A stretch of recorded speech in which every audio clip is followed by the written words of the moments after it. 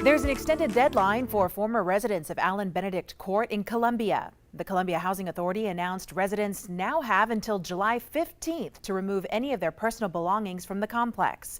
Along with the extension, the new interim executive director begins her new role. Here's News 19's Lauren Thomas.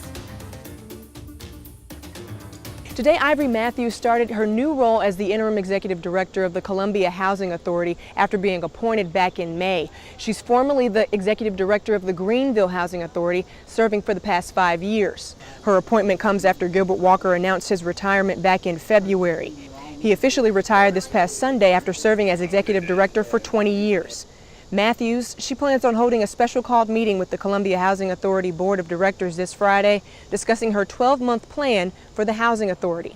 And we can expect for her to talk about rebuilding trust with residents after the tragedy here at Allen Benedict Court.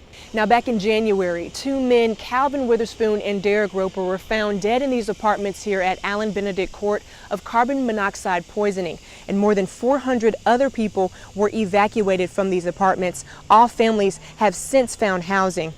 Residents have until July 15th now to get all of their belongings out of these apartments. Now, while Matthews officially started today, the search for a permanent executive director is still ongoing. Again, we're expected to hear from Matthews this Friday, July 5th, as she presents her 12-month plan to the Board of Directors.